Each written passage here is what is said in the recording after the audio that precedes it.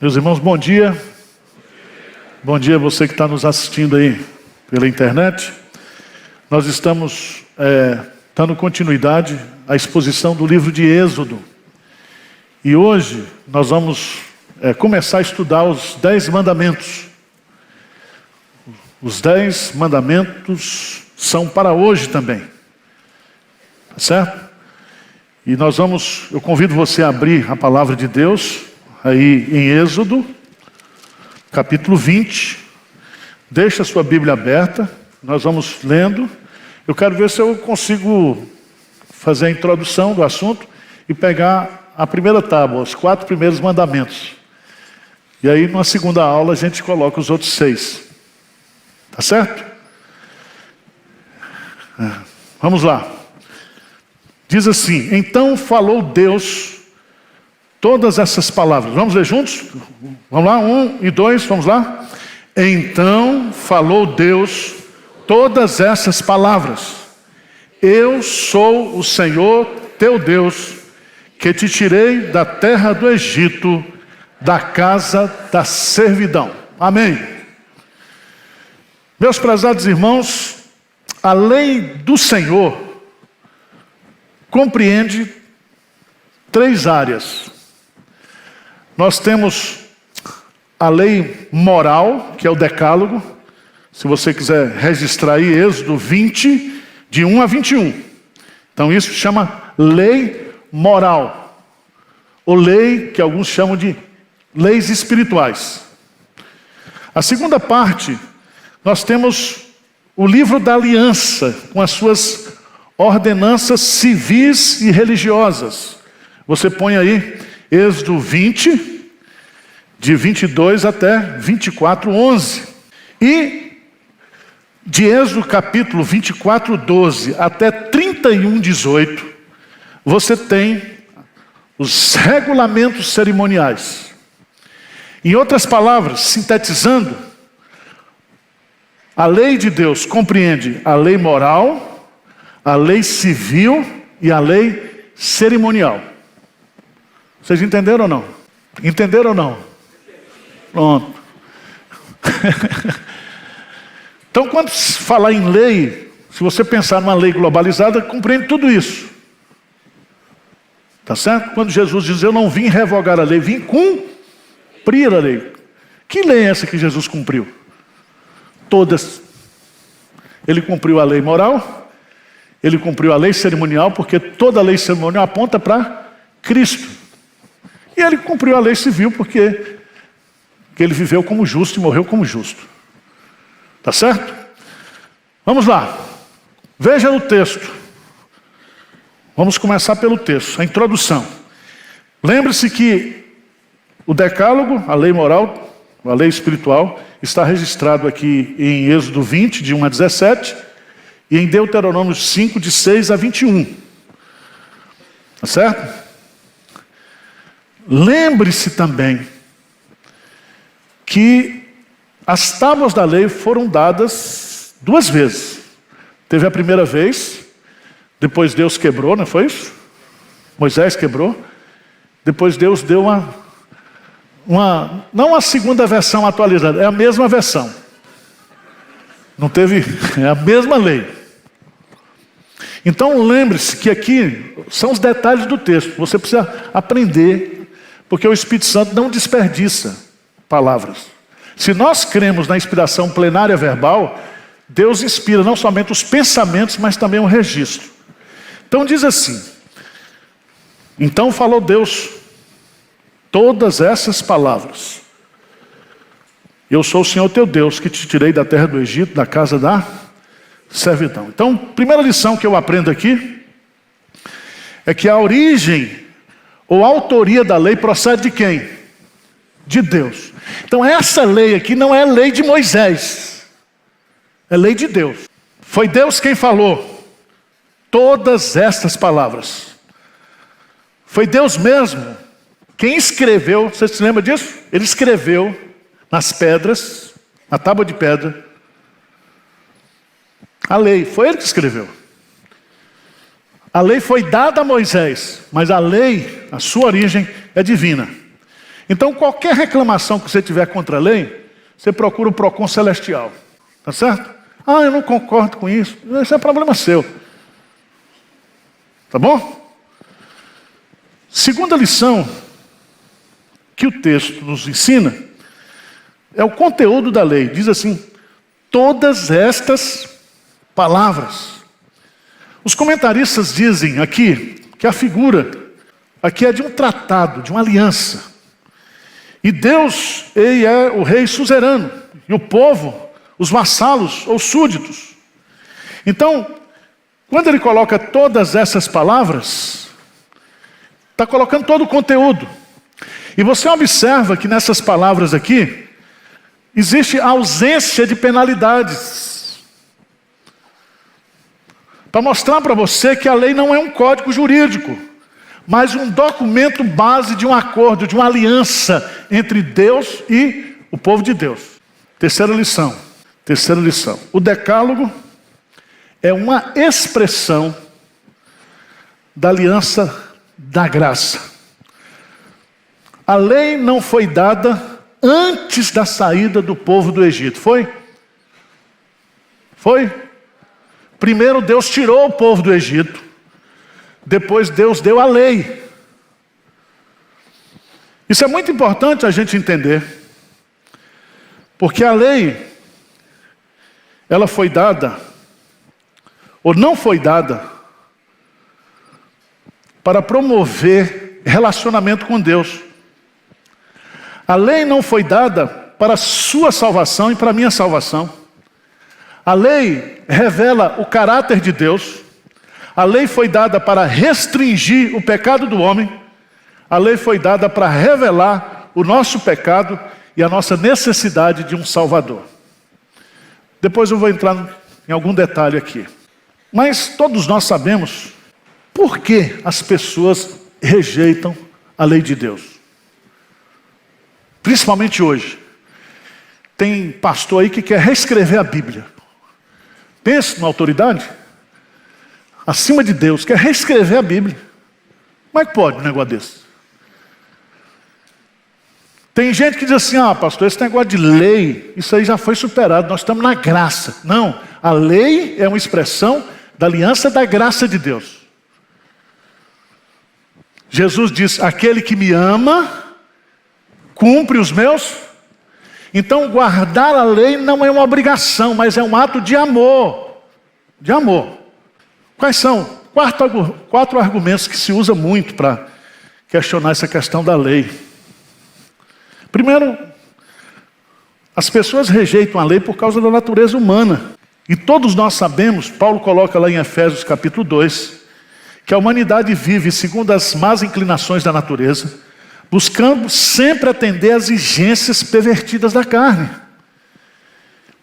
Então as pessoas não gostam da lei, porque a lei revela o nosso pecado. Mesmo assim, depois de convertido, o novo homem continua lutando contra o pecado. É ou não é? Quem luta contra o pecado aqui? Isso é normal. Só tem essa luta contra o pecado quem é crente. O cara que não é crente, ele não luta contra nada. Ele é morto espiritualmente. Tá certo? Tem a consciência, mas a consciência pode se cauterizar. Segundo argumento que se usa para questionar a lei de Deus e rejeitar a lei de Deus, é que as pessoas entendem ou dizem e argumentam que a lei se opõe à felicidade. Eu não gosto de lei, porque a lei faz da gente pessoas o quê? Infelizes. Isso é verdade? É muito interessante que as pessoas, elas rejeitam a lei de Deus porque elas dizem que a lei traz a culpa. E aí o psicólogo diz assim: não, você tem que se livrar desse negócio de culpa. Então, para se livrar da culpa, tudo é o quê? Permitido. Por que as pessoas rejeitam a lei de Deus? Primeiro, por causa da sua natureza. Segundo, porque as pessoas têm um conceito de falso de felicidade. Terceiro, as pessoas acham que a lei de Deus se opõe à liberdade. E algumas pessoas acham que liberdade é a ausência de limites. Mas não é justamente o contrário. Os limites que produzem a felicidade. E a graça de Deus, ela é tão preciosa na nossa vida, que pela graça de Deus, Ele nos limita. Ele nos segura. Romanos capítulo 1 fala que a pior coisa que pode acontecer comigo e com você é Deus nos entregar a nós mesmos. Mas a graça de Deus é restritiva. A graça de Deus nos segura, nos sustenta, nos amarra. Quarto e último argumento que o pessoal usa. A lei se opõe o quê? Ao amor. É lindo isso, né? As pessoas acham que onde há amor, não há lei. Que quando Deus dá a lei, Ele não está nos amando. Mas a Bíblia fala justamente o contrário. Deus é amor. E porque Ele é amor, Ele nos dá a lei. Romanos capítulo 13, versículo 10, diz que o cumprimento da lei é o amor. O amor. Entenderam isso ou não? Vamos caminhar. Irmãos, qual o propósito da lei? Por que Deus nos deu a lei moral? Primeiro, para revelar quem Deus é, seu caráter. Segundo, Deus nos deu a lei para restringir o pecado, a prática do pecado na nossa vida pessoal, na vida comunitária. Mas principalmente, a lei foi dada para revelar o nosso pecado e a necessidade de um Salvador. Abra a sua Bíblia em Romanos, capítulo 7. Romanos, capítulo 7. A partir do verso 7 diz assim: que diremos, pois? É a lei pecado? De modo nenhum. Mas eu não teria conhecido o pecado, senão por intermédio da lei. Pois não teria eu conhecido a cobiça, se a lei não dissera não cobiçarás. Mas o pecado, tomando ocasião pelo mandamento, despertou em mim toda sorte de concupiscência. Porque sem lei está morto o pecado. Outrora sem lei eu vivia, mas sobrevindo o preceito, reviveu o pecado e eu morri. O mandamento que me fora para a vida, verifiquei que este mesmo se me tornou para a morte. Porque o pecado, prevalecendo-se do mandamento, pelo mesmo mandamento me enganou e me matou. Por conseguinte, a lei é santa, e o mandamento santo, justo e bom. Acaso o bom se tornou em morte? De modo nenhum. Pelo contrário, o pecado, para revelar-se como pecado, por meio de uma coisa boa, causou-me a morte, a fim de que pelo mandamento se mostrasse sobremaneira maligno. Porque bem sabemos que a lei é espiritual. Eu toda a vida sou carnal, vendido à escravidão do pecado. Mas Deus então resolve revelar a aliança da graça. E ele começa lá em Gênesis 3:15, quando ele fala do proto-evangelho. Ele começa a revelar isso quando ele mata um animal e veste esses Adão e Eva com as vestes daquele animal. E ele começa a revelar historicamente essa aliança da graça, não somente com a aliança de Moisés, de Noé, mas principalmente com Abraão. Como é que essa aliança da graça está dividida? Está dividida naquilo que se chama velha aliança e nova aliança. A velha aliança é a aliança que foi feita com Moisés. Qual é o propósito dessa aliança da graça? No Antigo Testamento, na velha aliança. É criar desespero em mim e você. Deus deu a lei e diz assim: cumpra. Aí você diz para Deus: eu quero cumprir, mas não consigo. Não consigo. Aí a lei lhe condena. A lei lhe condena. Romanos capítulo 3 está lá. Todos nós estamos condenados diante de Deus. Mas aí vem a aliança da graça na nova aliança que é Cristo. Então veja bem, a antiga aliança revela a doença, que é o pecado. A nova aliança revela o remédio, que é Jesus Cristo. Amém? Então a igreja é uma só e a aliança da graça. Todos os crentes do Antigo Testamento foram salvos pela graça. Anote isso aí. Quando Paulo, em Romanos capítulo 4, vai ensinar, vai dar exemplos da justificação pela fé, ele dá o exemplo de Abraão e de Davi. Jesus Cristo é o Cordeiro de Deus que tira o pecado. Como permaneceremos no pecado se morremos para ele? Romanos 6. Tá certo? Então pense bem.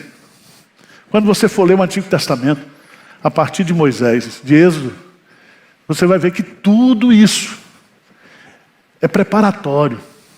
Tudo isso aponta para quem? Para Cristo. Quais são as características dessa lei? O propósito, já foi dado, as características. Origem divina. Esses princípios são absolutos, não são relativos. Os 10 mandamentos é para toda e qualquer cultura. Ah, mas aqui no Brasil é diferente. Tem nada a ver com isso. Toda cultura precisa ser filtrada pela revelação de Deus. Porque toda cultura, ela revela a pecaminosidade do homem. Deu para entender? Então não é a cultura que prevalece na Escritura. É a Escritura que prevalece o que? Na cultura.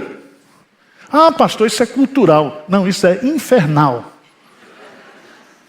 Se for decorrente, se for para promover o pecado, não é cultural. É interessante também que a lei, ela é pessoal. É individual. Não terás outros deuses diante de ti. Não matarás, não furtarás. Deus não está falando aqui de uma forma coletiva. Ele está falando para mim e para você. Porque todos nós compareceremos individualmente perante o tribunal de Cristo. Nós gostamos de lei para os outros, não é isso? Mas a lei se dirige a nós. É uma responsabilidade pessoal. Qual é o primeiro mandamento? Não terás outros deuses diante de mim. Preste atenção que esse mandamento serve para combater o contexto em que Israel estava vivendo e do qual ele foi tirado. Deus está combatendo aqui o quê? O politeísmo. A adoração de deuses. Veja, por favor, lá em Deuteronômio, capítulo 11, versículo 16. Deuteronômio 11, 16. O que é que diz lá? Palavra de Deus. Guardai-vos, não suceda que o vosso coração se engane e vos desvieis e sirvais outros deuses e vos prostreis perante ele. Então, o povo de Israel vivia num contexto. Lembra das pragas do Egito? Que Deus manda aquelas pragas e desmoraliza todos os deuses, todos os ídolos. Então, e o povo, gente? O povo de Israel. E nós também. Nós, muitas vezes, traímos Deus.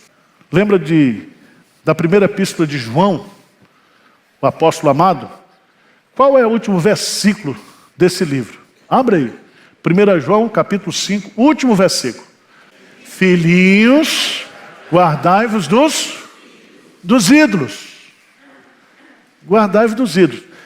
Significa que o nosso coração é uma fábrica perene de ídolos. Então, filhinhos é para crente. Guardai-vos dos ídolos. Que o coração humano, ele não quer se curvar diante de Deus.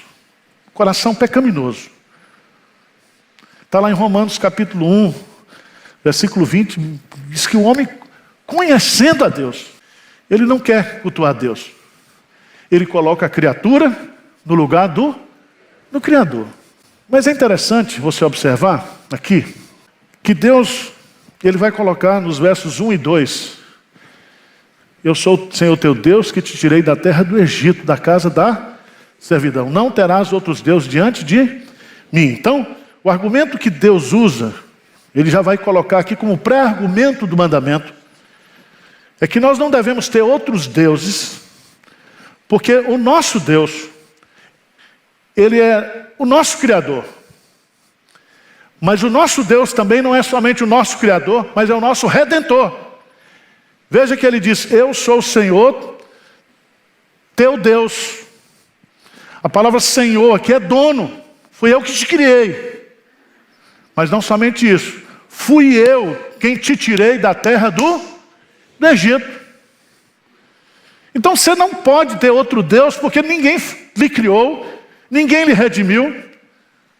Essa é a luta que você vai encontrar do profeta Isaías, lutando contra o povo. Segunda coisa importante nesse mandamento, a expressão, não terás outros deuses. Em uma versão no hebraico diz, nenhum outro Deus. Preste atenção. Você não deve ter. E o que significa não ter? Significa que você, pessoalmente, não deve possuir, não deve buscar, não deve desejar. O que Deus está condenando numa tacada só? Primeira coisa, ele está condenando o quê? O ateísmo. Diz o nécio no seu coração, não existe o quê? Deus. Esse mandamento aqui está dizendo que Deus existe. Então Deus está combatendo com esse mandamento o ateísmo. Deus está combatendo aqui também o agnosticismo. O que é o agnosticismo? O agnóstico diz o seguinte, se Deus existe, eu não consigo conhecê-lo. Mas você vai mostrar aqui que Deus é que está se auto-revelando aqui, se comunicando conosco através da revelação escrita. E Deus não fez um vídeo, tá? Deus escreveu na pedra. A pedra significa o quê? Estabilidade, perpetuidade, eternidade. Passarão os céus e a terra, mas a palavra do Senhor permanece para sempre. Por isso, irmãos, nós precisamos tomar cuidado com essa cultura hoje do ver. A cultura bíblica é escutar, ouvir. Então tem muito crente hoje que só vê, só assiste. Você que está aí, tá? Na internet. Vem para a igreja, meu irmão. Outra coisa que é importante aqui, no texto, que Deus, ele condena aqui o ateísmo, o agnosticismo, o politeísmo e também o panteísmo. O que é o panteísmo? A base de todo pensamento contrário a Deus, que o universo é uno, que Deus é tudo, que você quando morre se incorpora ao Deus. Não, a criação é ex nihilo. Deus é pessoa, Deus é preexistente. A criação não é uma continuação de Deus, pelo contrário. Então não vá nessa de budista, de espiritismo, de não sei o quê, achando que você faz parte, Deus é tudo, Deus está no sorriso da criança, no latido do cachorro. Para com isso, meu irmão. Deus se revela nas Escrituras. Deus se revela na criação, a existência dele. Mas se você quer entender quem é Deus, é revelação pessoal, é intimidade. Em síntese, o que é que o primeiro mandamento nos ordena aqui? Nos ordena a fé no único Deus verdadeiro. Mas tem um detalhe aqui. Não terá outros deuses o que diante de mim. Tem importância esse negócio diante de mim? Tem.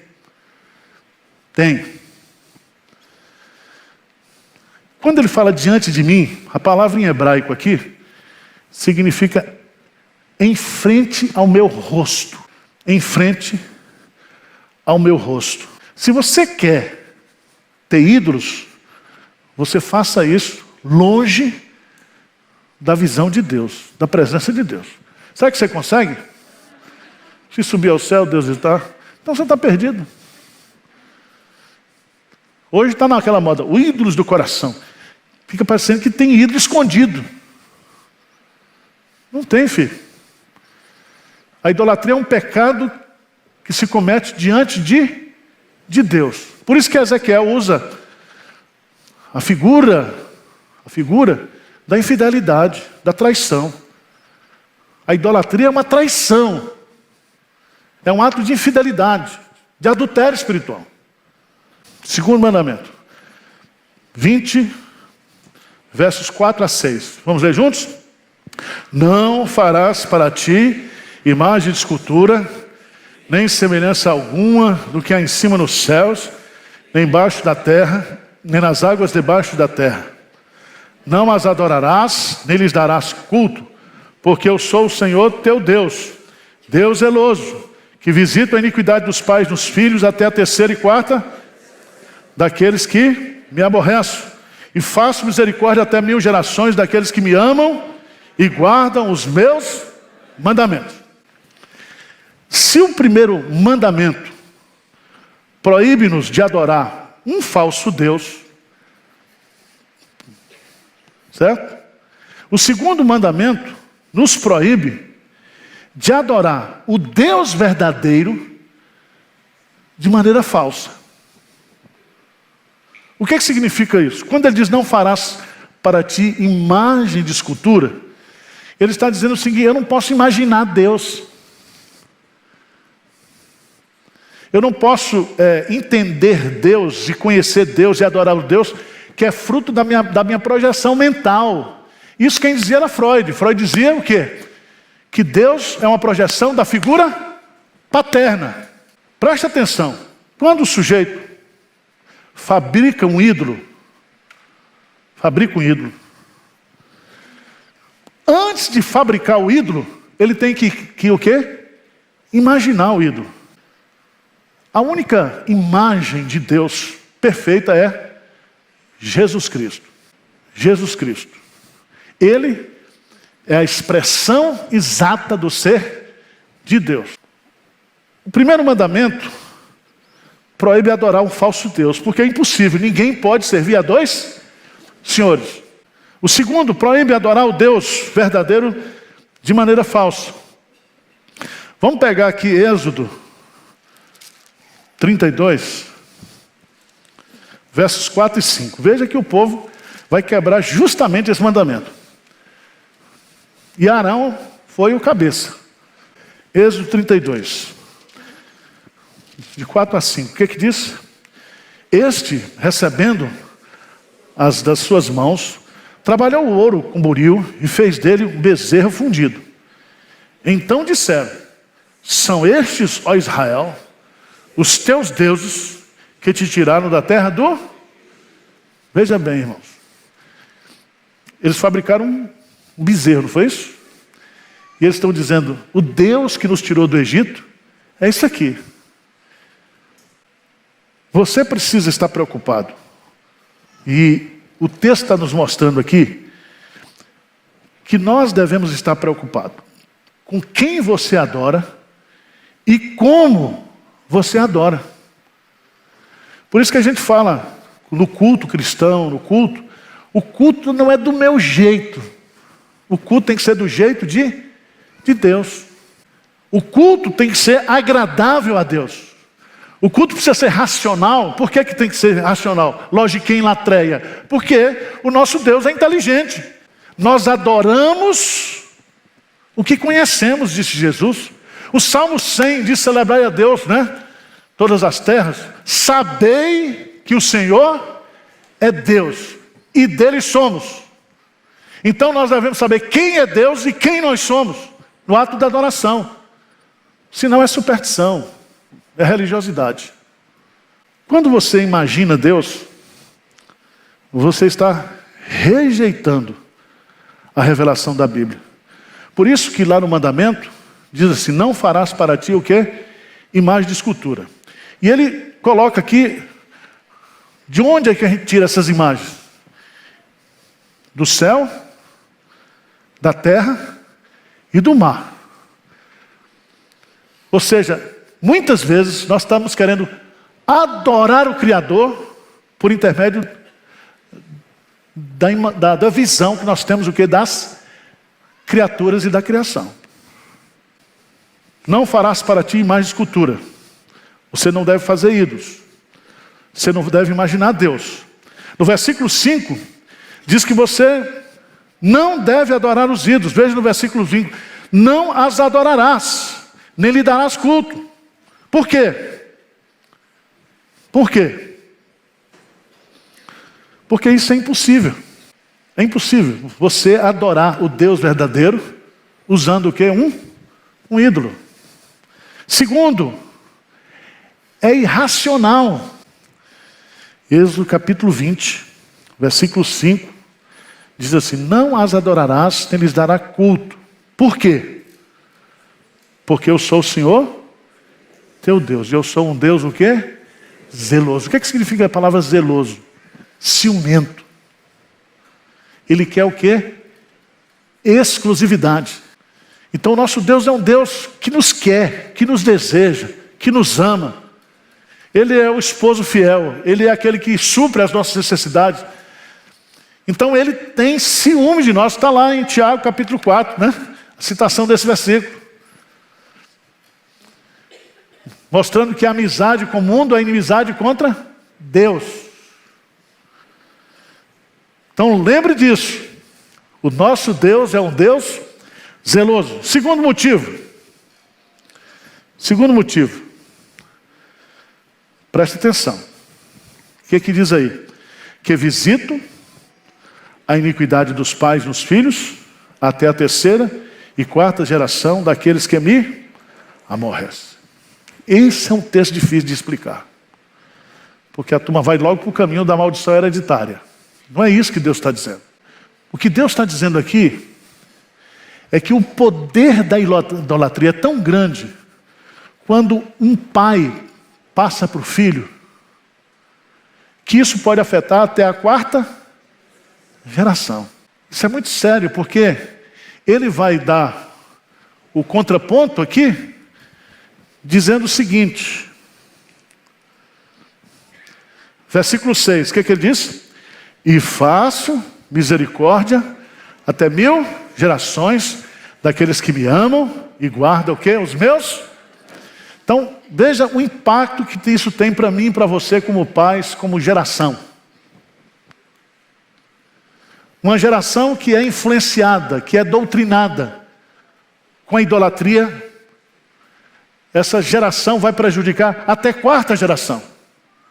Mas quando a gente ama a Deus e guarda os mandamentos de Deus e vive a vontade de Deus, até 1000 gerações podem ser o quê? Abençoadas. Isso nos dá uma responsabilidade. Aqui eu estou falando aqui na igreja, batendo, departamento infantil, os pais têm que ensinar a Bíblia para os filhos, tem que ensinar. Tá certo? Nós precisamos passar para os nossos filhos esse conhecimento de Deus. Mas para a gente passar, esse conhecimento tem que estar dentro do nosso coração. Deu para entender? Então a idolatria, irmãos, tem um poder desgraçado de trazer sofrimento para famílias, para gerações. Entendo, não estou falando de maldição. Deus está dizendo isso aqui. Deus castiga os filhos pelos pecados do pai, no sentido da influência. Porque Deus vai dizer lá, toda alma que pecar, essa morrerá. Que o filho não vai pagar pelo pai. Mas o que ele está falando aqui é da influência. E Deus está fazendo uma promessa aqui para mim e para você. Se nós queremos a bênção da nossa família, dos nossos descendentes, nós temos que adorar o Deus vivo e verdadeiro. Expulsar da nossa vida todo tipo de idolatria. Então, cuidado com essas colocações que você ouve para defender a idolatria. Eu não estou adorando o ídolo, eu estou adorando aquele que está acima do ídolo. Mas não existe isso. Nós adoramos a Deus por intermédio de Jesus Cristo. Ele é o nosso mediador. O culto é mediado por Cristo. Por isso que a gente ora em nome de Jesus, porque a gente prega em nome de Jesus, porque tudo que a gente faz em adoração é por causa da mediação de Jesus Cristo. Ele é o nosso mediador. Êxodo capítulo 20, versículo 7 em diante. Não tomarás o nome do Senhor teu Deus em vão, porque o Senhor não terá por inocente o que tomar o seu nome em vão. Lembra-te do dia de sábado para o santificar. 6 dias trabalharás e farás toda a tua obra. Mas o 7º dia é o sábado do Senhor teu Deus. Não farás nenhum trabalho, nem tu, nem o teu filho, nem a tua filha, nem o teu servo, nem a tua serva, nem o teu animal, nem um forasteiro das tuas portas para dentro. Porque em 6 dias fez o Senhor os céus e a terra, o mar e tudo o que neles há. E ao 7º dia descansou. Por isso o Senhor abençoou o dia de sábado e o santificou. Amém. Nós precisamos entender o significado dos mandamentos de Deus, dos 10 mandamentos, para nós hoje. Eles continuam sendo a lei espiritual de Deus. Nós precisamos entender o propósito para o qual Deus nos deu os 10 mandamentos. Primeiro, os 10 mandamentos não foram dados para nós para promover um relacionamento com Deus, porque Deus já se relacionava com o seu povo. Os mandamentos foram dados depois que o povo saiu do Egito. Olá, meus queridos amigos e amigas que nos acompanham aqui no canal Fala Sério Pastor, tudo bem com vocês? Onde nós vamos falar sobre a guarda dos mandamentos de Deus, da lei de Deus, antes do Sinai. Então eu vou analisar um texto de Paulo com vocês que prova categoricamente que a lei de Deus era observada antes do Sinai. Fica com a gente aí até o final e descubra que texto é esse.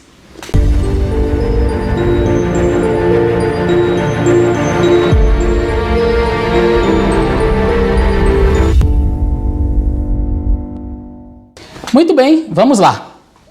O texto está em Romanos capítulo 5, verso 12, 13 e 14, que diz o seguinte: Pelo que, como por um só homem entrou o pecado no mundo e pelo pecado a morte, e assim a morte passou a todos os homens porque todos pecaram. Premissa número 1, preste bastante atenção.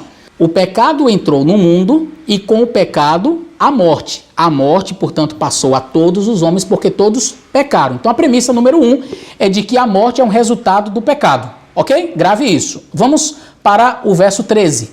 O verso 13 diz: Porque até a lei estava o pecado no mundo, mas o pecado não é imputado não havendo lei. Premissa número 2. Até a lei o pecado estava no mundo. Então Paulo está dizendo que até o Sinai, até a lei, até ali, quando Moisés recebe os 10 mandamentos, o pecado estava no mundo, mas o pecado não é imputado não havendo lei. Então a premissa número 2 é que o pecado não pode ser imputado se não existir lei. Mas aí ele faz a sua conclusão, no verso 14, onde ele diz: No entanto, a morte reinou desde Adão até Moisés sobre aqueles que não pecaram à semelhança da transgressão de Adão, o qual é figura daquele que havia de vir. Em outras palavras, Paulo diz o seguinte, vamos entender Paulo. A morte é um resultado do pecado. Porque até a lei, até Moisés, estava o pecado no mundo. Mas o pecado não é imputado não havendo lei. Então, se não há lei, então não há pecado. É isso que Paulo está dizendo. O pecado não é imputado. Se não é imputado, como é que a pessoa vai morrer? Porque o resultado do pecado é a morte. Mas se não existir lei, o pecado não pode ser imputado. Logo, eu não posso ser culpado daquilo que não existe. Percebe? É como você está caminhando pela rua e a polícia chega e diz: eu vou lhe prender. Mas por quê? Porque tem uma lei, porque você não pode andar nessa calçada. Ué, mas onde é que está escrito que eu não posso andar nessa calçada? Não, não existe lei, mas eu vou te prender. Ué, se não existe lei que diga que eu não posso andar nesta calçada, então eu posso andar nesta calçada. Paulo está dizendo que até a lei o pecado estava no mundo, mas o pecado ele não pode ser imputado se não houver lei. E como ele teve a premissa número 1 de que a morte é um resultado do pecado, é a imputação deste pecado, se você pecou, você vai morrer. E ele diz na premissa número 2, no verso 13, de que se não existir lei, o pecado não pode ser imputado. E ele conclui dizendo, no entanto, entretanto, a morte reinou de Adão até Moisés. Em outras palavras, o pecado foi imputado, porque a morte reinou de Adão até Moisés. E se a morte reinou de Adão até Moisés, é porque o pecado foi imputado. E se o pecado foi imputado, o verso 13 diz, não havendo lei, o pecado não pode ser imputado. Então, se as pessoas morreram, em outras palavras, Paulo está dizendo que havia lei. Nossa, pastor, tão claro o texto. Pois é só ler. Paulo está dizendo para nós resumirmos. Vamos lá? Analisando as premissas detalhadamente? Vamos ver. Olha, por um homem entrou o pecado no mundo e pelo pecado também veio a morte, e a morte passou a todos porque todos pecaram. Essa é a premissa. Morte, resultado do pecado. Mas tem uma ressalva aí, Paulo diz. Se não existir lei, então o pecado não vai ser imputado. Oba, então não vou morrer. Não existe lei, o pecado não pode ser imputado. Se não tem uma lei que diga que eu não posso andar nesta calçada, então não posso ser preso por andar nesta calçada. Mas se existir uma lei que diz que eu não posso andar nesta calçada e eu estou andando, então o pecado vai ser imputado. Premissa número 2 de Paulo é essa. Se não existir lei, então você não pode ter o seu pecado imputado. Essa é uma premissa clara que está no verso 13. Porque até a lei estava o pecado no mundo, mas o pecado não é imputado não havendo lei. Então, olha, até Moisés, o pecado já estava aqui no mundo, mas ele não pode ser imputado, ou seja, uma pessoa não pode morrer se não existir a lei. E aí o que Paulo conclui? No entanto, a morte reinou desde Adão até Moisés. Em outras palavras, aquilo que foi dado lá no Sinai já existia. O que foi cravado na pedra, o que foi escrito na pedra, na verdade já existia. Só foi colocado numa pedra para que o povo entendesse, para que o povo guardasse, para que o povo dissesse, não, agora eu tenho aqui por escrito. Mas já existia. E as premissas de Paulo deixam claro isto. Se não existe lei, não há pecado, não pode ser imputado o pecado. E se não pode ser imputado o pecado, você não pode morrer. Mas se a morte reinou de Adão até Moisés, é porque o pecado foi imputado. E se o pecado foi imputado, de acordo com o verso 13, é porque existia lei. Simples assim. Que Deus te abençoe. Um grande abraço e até o nosso próximo vídeo.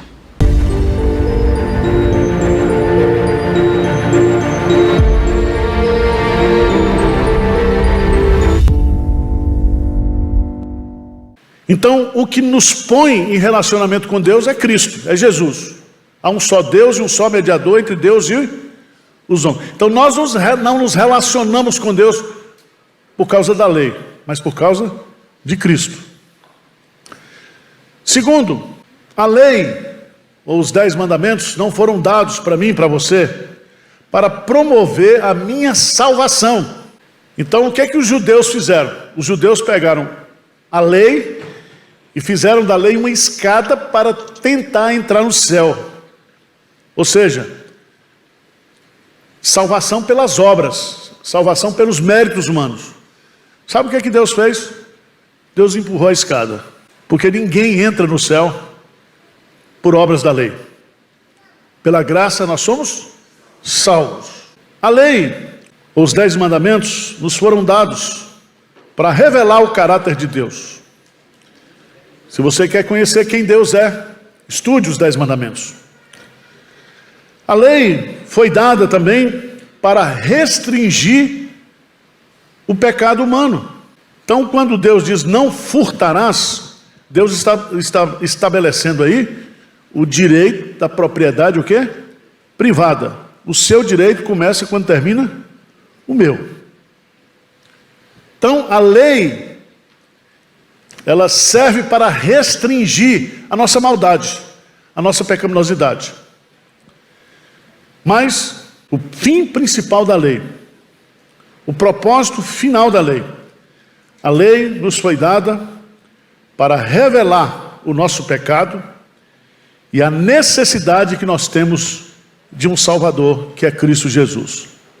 Então a lei revela o pecado. Paulo diz, veja lá, por favor, em Romanos capítulo 7. Romanos capítulo 7. Abra sua Bíblia aí. E vamos dar uma olhadinha rapidamente aqui, só para isso ficar bem claro. Romanos capítulo 7. A partir do versículo 7, que diremos, pois, é a lei pecado, de modo nenhum, mas eu não teria conhecido o pecado, senão por intermédio da lei. Pois não teria eu conhecido a cobiça, se a lei não dissera, não cobiçarás. Tá certo? Pense nos radares que tem por aí. Se não tivesse radar, você podia andar do jeito que você quisesse, a velocidade que você queria, mas tendo radar. Então, a lei revela se eu estou certo ou se eu estou errado. A lei serve para mostrar o quanto eu sou pecador, para que eu possa, então, desesperado no meu pecado, recorrer ao quê? A graça de Deus que está em Cristo Jesus. A lei tem algumas características. A sua origem é divina, os seus princípios são absolutos e universais. E você vai observar também que uma das características dos 10 mandamentos, de cada mandamento, é que ela é pessoal ou individual. Diz assim, não, versículo 7, tomarás o nome do Senhor teu Deus em vão, porque o Senhor não terá por inocente o que tomar o seu nome em vão. Se a gente fosse fazer uma tradução no hebraico, seria mais ou menos assim: não abuse do nome de Deus. É o Shaddai, o Deus Todo-Poderoso. Quando Deus se revela a Abraão, dentro das suas impossibilidades de gerar um filho com Sara, ele diz, eu sou El Shaddai, anda na minha presença e ser perfeito. Mas o Deus que é Elohim, que é Yahvé Elohim, que é El Shaddai, ele também é Adonai. E Adonai é um nome de Deus que significa o Deus que cuida, o Deus preservador. Vocês estão entendendo? O Deus que preserva. Deus não criou o universo, o mundo, como um relojoeiro cria um relógio, dá corda e deixa ali funcionando. Não, ele administra aquilo que ele criou. Ele é o Deus Adonai. Tá certo? Ele cuida de você. Pedro diz que nós devemos nos humilhar sob a poderosa mão de Deus, lançando sobre ele toda a nossa o quê? Ansiedade, porque ele tem cuidado de nós. Ele cuida de nós, ele vigia. O Senhor é quem te guarda. Então Deus, ele está inseparavelmente da criação. Há outros nomes. Se você vai para o Novo Testamento, o nome Senhor no Novo Testamento é o mesmo nome para Yahvé, no hebraico. Significa que Deus, ele é todo poderoso. Ele é o Deus da aliança, da graça em Cristo Jesus. E também o nome Jesus, né? Jesus é o nome mais importante do Novo Testamento, Jesus. Veja lá em Atos dos Apóstolos, capítulo 4, versículo 12. Lê para mim esse versículo aí. Atos dos Apóstolos, capítulo 4, versículo 12. O que diz aí? Acharam? Vamos ler juntos? E não há salvação em nenhum outro, porque abaixo do céu não existe nenhum outro nome dado entre os homens, pelo qual importa que sejamos. Então nós somos salvos pelo nome de quem? De Jesus. Por aquilo que ele é e por aquilo que ele fez por nós. Então o nome revela o caráter, a reputação, mas o nome também significa autoridade. Quando Davi vai lutar com Golias, ele diz, você vem contra mim com espadas e eu vou contra você no nome do Senhor Jesus. Jesus nos deu a grande comissão e ele diz: toda a autoridade me foi dada nos céus e na terra, portanto, ide. Então, o ir, fazer discípulos, está fundamentado na autoridade. Nós fazemos tudo no nome, na autoridade daquele que tem toda a autoridade. Então, o que é que o nome de uma pessoa representa? Representa o seu caráter, o que você é, representa a sua reputação, o que você faz, representa a sua autoridade, quem você representa, e também, em último lugar, o nome significa importância, o seu valor, o seu valor. Quero chamar a sua preciosa atenção para o texto, por favor, de Filipenses capítulo 2, vamos lá? Filipenses capítulo 2, vamos ler juntos, versos de 9 a 11, o que diz? Vamos lá? Pelo que também Deus o exaltou sobremaneira, e lhe deu o nome que está acima, para que ao nome de Jesus se dobre todo o joelho, nos céus, na terra e debaixo da terra, e toda língua confesse que Jesus Cristo é Senhor, para a glória de Deus. Deus o exaltou sobremaneira. O que significa tomar o nome do Senhor em vão? Ou usar mal o nome de Deus? Em Neemias, livro de Neemias, por favor, capítulo 9, Neemias capítulo 9, versículo 18. Neemias capítulo 9, versículo 18. O que diz lá? Versículo 18. Ainda mesmo quando fizeram para si um bezerro de fundição e disseram: este é o teu Deus que te tirou do Egito. E cometeram o quê? Grandes o quê? Blasfêmias. É dar o nome de Deus para um ídolo. É blasfemar. Foi Deus que tirou o povo do Egito, não foi o bezerro. Então isso significa blasfemar contra o nome de Deus. Também tomar o nome do Senhor em vão. Nós podemos fazer isso por palavras, mas também por conduta. Por conduta. Então, se você leva o nome de Deus, né? Se você se diz filho de Deus, e a sua conduta, o seu comportamento, pode denegrir ou glorificar o nome de Deus. Por isso que a Bíblia diz: quer comais, quer bebais, ou façais qualquer outra coisa, fazei tudo para a glória de Deus. Então, Deus pode ser blasfemado através do nosso comportamento, da nossa conduta. Nós podemos também, através da hipocrisia, e nós precisamos tomar cuidado. Abra sua Bíblia lá, em Isaías 29, versículo 13. O Senhor disse: visto que este povo se aproxima de mim, e com a sua boca e com seus lábios me honram, mas o seu coração está longe de mim, e o seu temor para comigo consiste só em mandamentos de homens, que maquinalmente o quê? Aprendeu.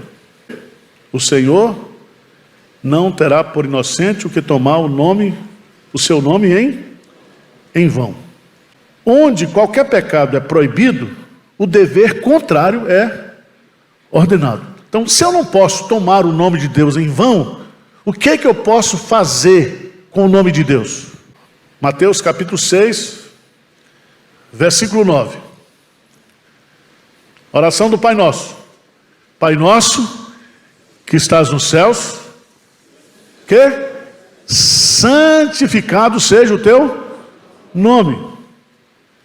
Então, se o mandamento me proíbe negativamente não tomar o nome de Deus em vão, eu posso tomar o nome de Deus, o quê? De uma forma positiva.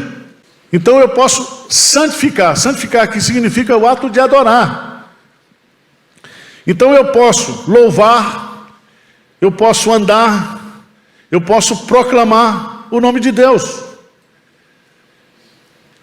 Então, se o mandamento proíbe aquilo que é negativo, mas o mandamento também nos motiva a fazer aquilo que é positivo.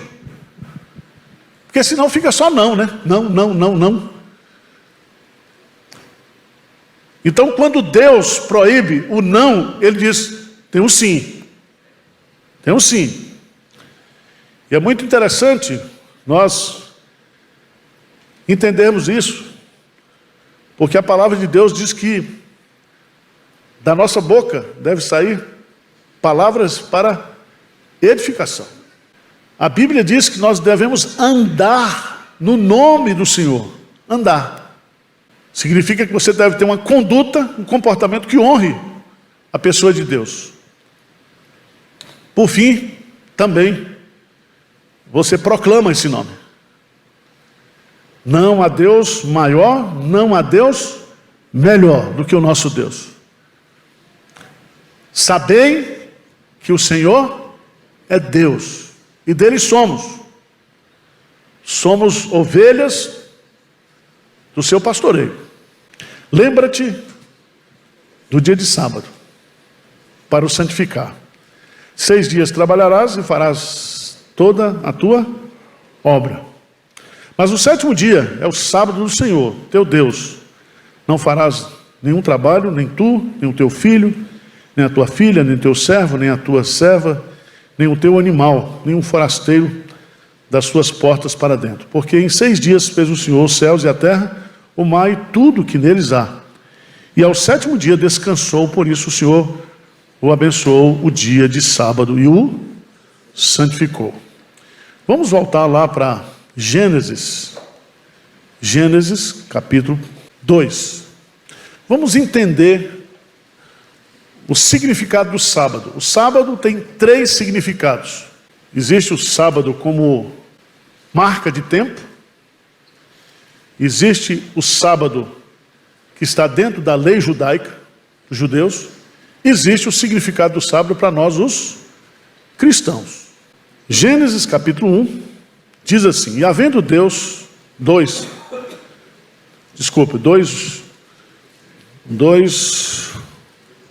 1 a 3, diz assim: assim, pois, foram acabados os céus e a terra, e todo o seu exército, e havendo Deus terminado no dia 7º, a sua obra que fizera, descansou nesse dia, de toda a sua obra que tinha feito. E abençoou Deus o dia 7º e o santificou, porque nele descansou de toda a obra que, como Criador, fizera. Então, o sábado significa que após 6 dias de trabalho, você tem um 7º dia. Aqui se estabelece, e é estabelecido por Deus, na criação, o calendário. Então nós temos o dia, nós temos a semana. Da semana nós temos o quê? Os meses, e nós temos o quê? Os anos. O profeta Isaías diz que o nosso Deus não se cansa e não se fatiga. O que significa o descanso de Deus aqui? Ele está estabelecendo um padrão. Um padrão de tempo. Porque Deus não se cansa, nem se fatiga. Mas Ele descansa no 7º dia e diz que Ele santifica, Ele consagra esse 7º dia. Não há dúvida, meus amados irmãos, que há uma preocupação da parte de Deus com respeito ao nosso bem-estar, o quê? Físico. Por isso que esse princípio do tempo foi usado também na terra, em Israel. O povo sempre cultivava durante 6 anos, o 7º ano a terra o quê? Descansava. Também Deus estabeleceu o ano do jubileu. 7 vezes 7, 49. No ano 50 era o ano do jubileu, onde todas as dívidas eram perdoadas, onde todas as propriedades eram restituídas, né? Por isso que lá em Isaías, quando fala sobre Jesus, fala do ano aceitável do Senhor. Quando Jesus Cristo veio, Ele veio para trazer libertação, salvação, consolo. Está lá em Isaías capítulo 61. Aqui nós temos Gênesis, Deus estabelecendo o dia de sábado como dia de descanso, como marco de tempo. Agora nós vamos lá, por favor, para Êxodo, capítulo 20. Deus está constituindo uma nação. E Ele vai dar leis para esse povo. Deus vai dar a lei civil, vai dar a lei cerimonial e vai dar a lei o quê? Espiritual. Os 10 mandamentos simbolizam o que? A lei espiritual. Então o sábado agora passa a ser, a fazer parte do calendário da nação de Israel. Porque Deus tira o povo do Egito e lá no Sinai Ele entrega a lei. E essa lei que é estabelecida aí para o povo de Israel tem algumas finalidades. Por que Deus escreve na lei essa questão do sábado? Veja, por favor. Lembra-te do dia de sábado para o santificar. Por que Deus diz lembra-te? Porque a gente o quê? Esquece. Quando você começa a trabalhar e se começa a ganhar dinheiro, pronto. A vaca foi para o brejo. Você não pensa mais em Deus. Seu negócio é trabalhar, ganhar, juntar. E aqui, Deus vai dar esse mandamento para a nação de Israel com algumas finalidades. A primeira delas é para o bem-estar físico. É tanto que, quando você observa aqui, lembra-te do dia de sábado, 6 dias trabalharás e farás toda a tua obra, significa que todos nós precisamos de pausa. Não tem na música a fermata, né? O que é a fermata? A pausa. Então nós precisamos trabalhar, né, para nos sustentar, mas nós precisamos também descansar. Então há uma preocupação social aqui. E veja que não é somente você, diz o texto aí, que ele vai se referir a pessoas que exercem autoridades. Não farás nenhum trabalho, nem tu, nem o teu filho, nem a tua filha, nem o teu servo, nem a tua serva, nem o teu animal, nem um forasteiro das tuas portas para dentro. Então é o seguinte, meus amados irmãos, o princípio aqui de Deus é a preocupação com o nosso bem-estar físico. Mas também, o sábado era o dia também da santa convocação. O povo se reunia no dia de sábado para o quê? Adorar a Deus. Então, pode adorar durante a semana? Pode. Mas Deus estabelece o dia de sábado e o santifica, para que o povo de Deus se congregue. Se congregue. Por isso que nós vamos entender lá no Novo Testamento, porque que o dia do Senhor é o domingo. Olá, tudo bem? Que alegria estar com você mais uma vez. Hoje o tema é muito especial. Prepare o seu coração, vamos saber a verdade sobre o sábado. Esse tema vai pegar fogo. Prepare-se para estudar a palavra de Deus. E agora, eu já estou com a minha Bíblia aqui, acho que você também está com a sua, e eu quero convidá-la a abrir comigo a palavra de Deus no livro de Êxodo, no capítulo 20, a partir do versículo 8 até o versículo 11. Lembrando que Êxodo 20 é justamente o capítulo onde se encontram os 10 mandamentos. Eu vou ler o 4º mandamento, que diz assim: lembra-te do dia de sábado para o santificar. 6 dias trabalharás e farás toda a tua obra. Mas o 7º dia é o sábado do Senhor teu Deus. Não farás nenhum trabalho, nem tu, nem teu filho, nem tua filha, nem o teu servo, nem a tua serva, nem o teu animal, nem o forasteiro das tuas portas para dentro. Porque em 6 dias fez o Senhor os céus e a terra, o mar e tudo o que neles há. E ao 7º dia descansou. Por isso o Senhor abençoou o dia de sábado e o santificou. Impressionante, né? Esse é o quarto mandamento. É o mandamento maior, mais longo de todos. Eu só queria lembrar a você que os 10 mandamentos foram escritos pelo dedo de Deus, como está em Êxodo 31, verso 18. E que o sábado, o quarto mandamento, também foi escrito pelo dedo de Deus. E um detalhe muito importante. Em nossos dias, muitas pessoas questionam, muitas pessoas perguntam, muitas pessoas têm dúvidas sobre qual é o dia do Senhor. Algumas pessoas acham que o dia do Senhor é a sexta-feira, outros acham que é a segunda-feira e outros acham que é o domingo.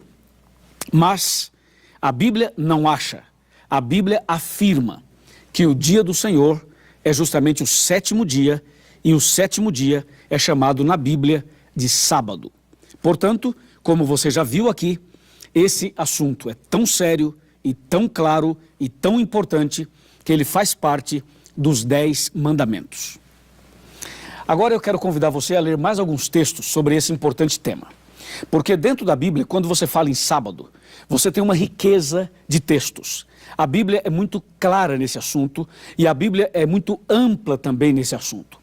Não há motivos para ter dúvidas, não há motivos para rejeitar, não há motivos para que você fique só questionando sem aceitar o que diz a Bíblia. Eu já comecei o estudo mostrando o quarto mandamento e mostrando que Deus diz assim no início do mandamento. Deus fala assim: lembra-te do dia de sábado para o santificar. Duas coisas. Por que Deus fala lembra-te? Primeiro, ele fala lembra-te porque Deus sabia que algumas pessoas iriam esquecer. E segundo, ele fala lembra-te no início do quarto mandamento para dizer que esse assunto já existia antes mesmo de Deus escrever os 10 mandamentos. Porque quando Deus criou os céus e a terra, ele fez tudo em uma semana, terminando sua criação no 6º dia. Depois, no 7º dia, então ele descansou, mostrando claramente a importância desse mandamento. Veja que esse mandamento ele já existia antes mesmo do pecado.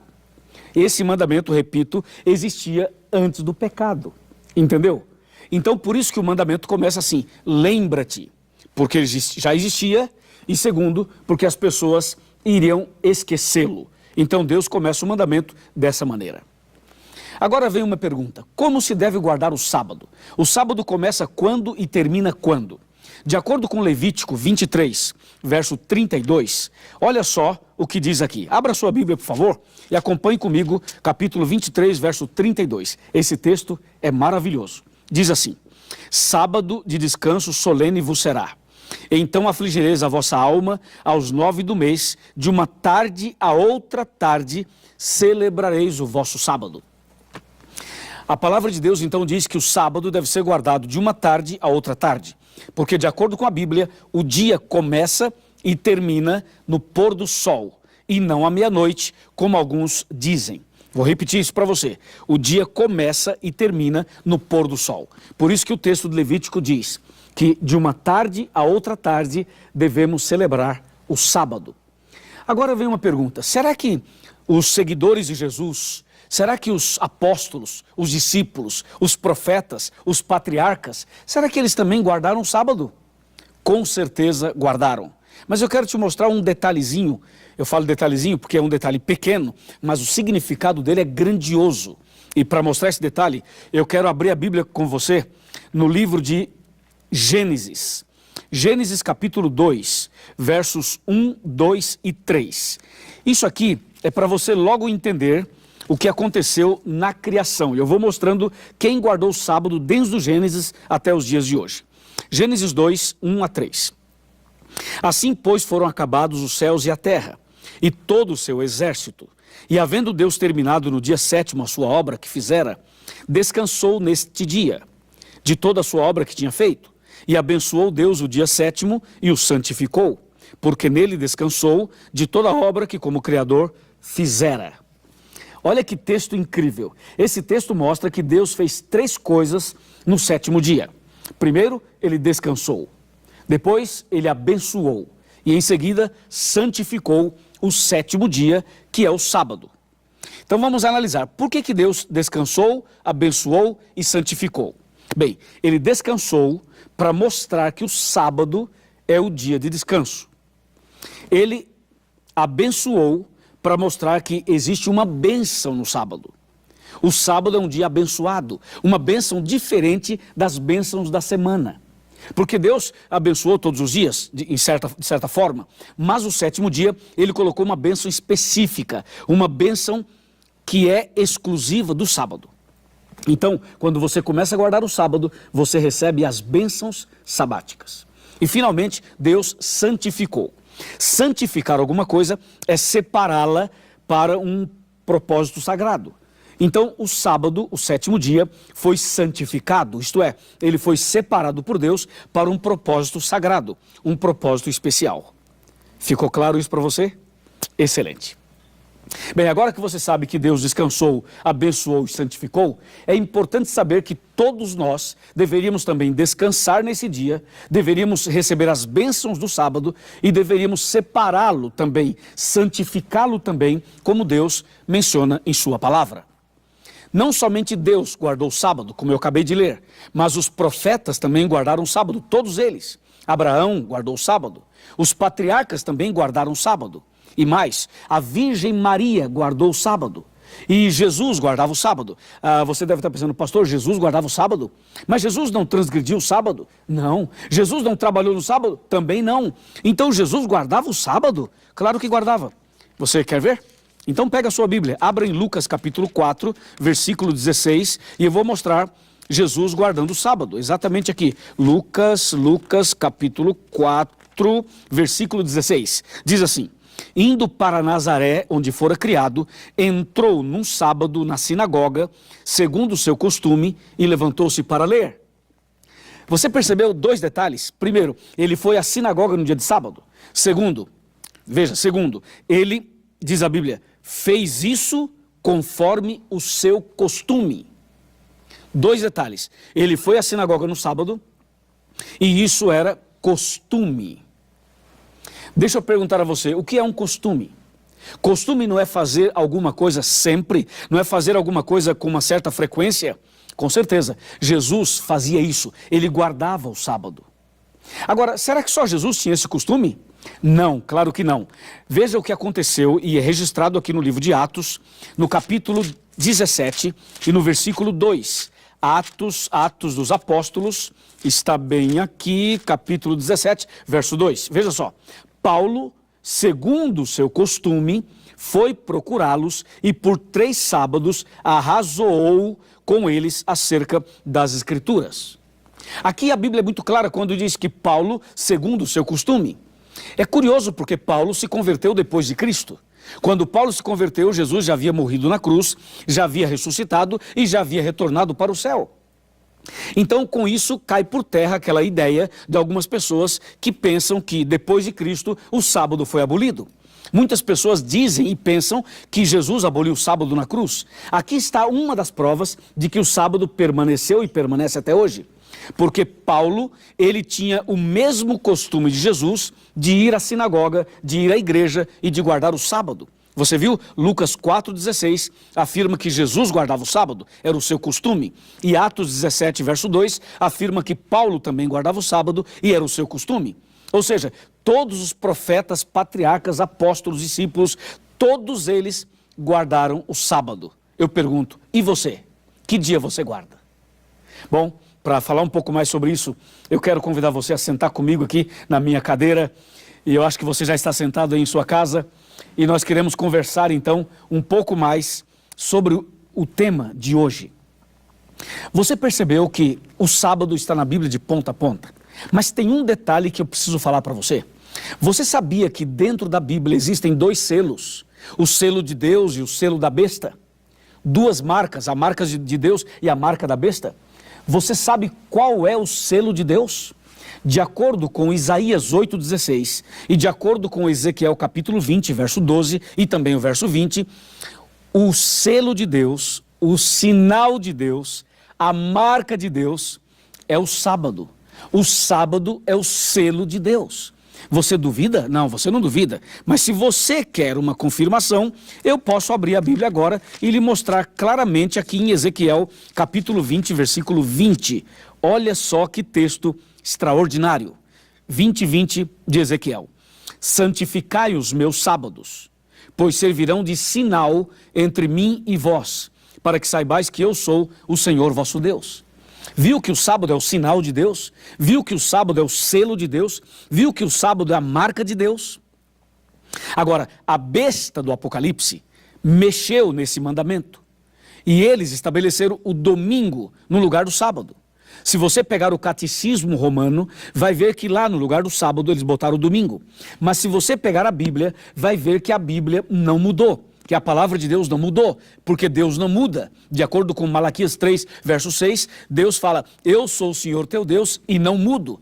Sim, Deus não muda, portanto o sábado, ele permanece como sendo o dia do Senhor. E o sábado permanece como sendo o selo de Deus, o sinal de Deus, a marca de Deus. E o sábado aparece na Bíblia de ponta a ponta.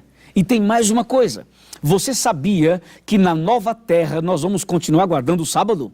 Isaías 66, 22 e 23 fala que na nova terra, no novos céus e nova terra, nós vamos continuar guardando o sábado.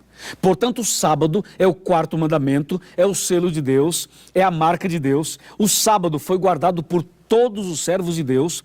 Os homens tentaram mexer, tentaram mudar, nos livros eles mudaram, nos púlpitos eles pregam outras coisas, nas reuniões evangelísticas e evangélicas eles ensinam outras coisas, mas se você for uma pessoa honesta, se você for uma pessoa sincera, você vai ver que a Bíblia não fala de outro dia de descanso senão do sábado.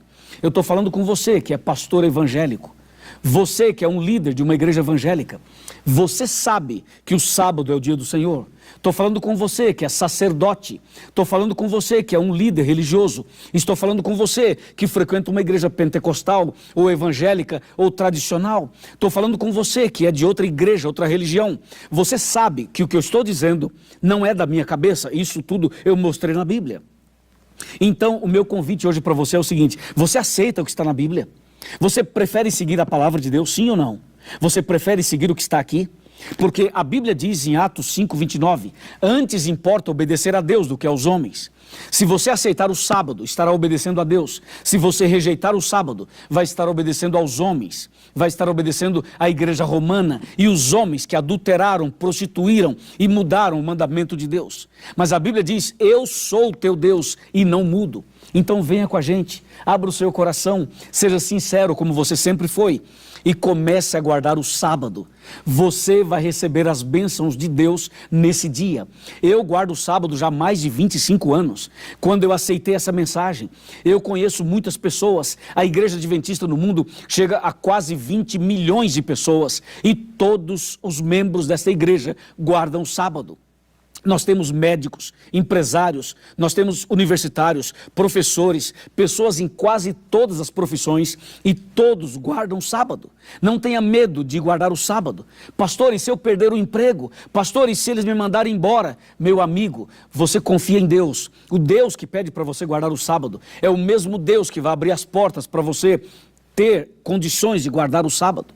Não tenha medo, confia em Deus, coloca o pé no mar e Deus vai abrir o mar. Segura na mão de Deus e vai em frente, confia em Deus, viva pela fé.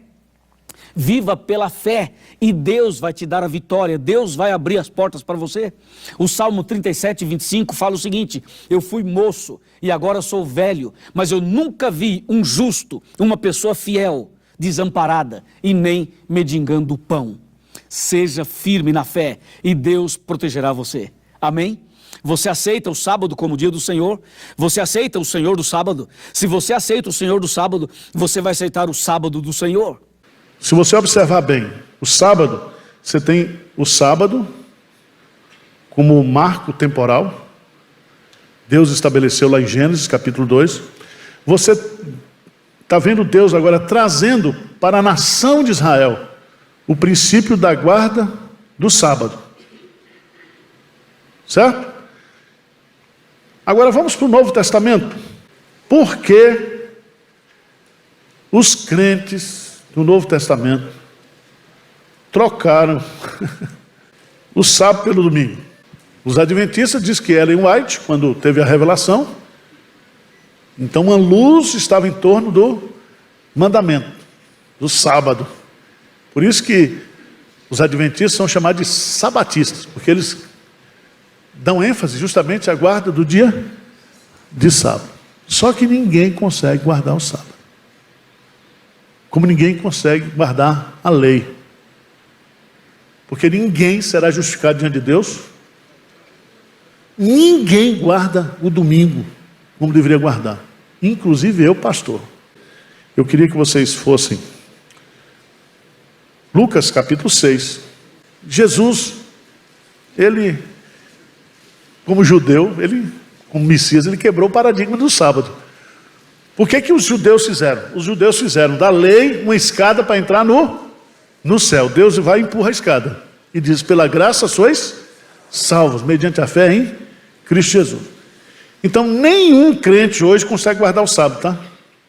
Se você encontrar uma adventista que diz que está guardando o sábado, mentira. Mentira. Você, para vir para a igreja hoje, tomou ônibus, metrô? Pois é. E os crentes que comem fora, aos domingos? Você pagou Uber para vir para a igreja? Pois é, tá. Quebrou o sábado.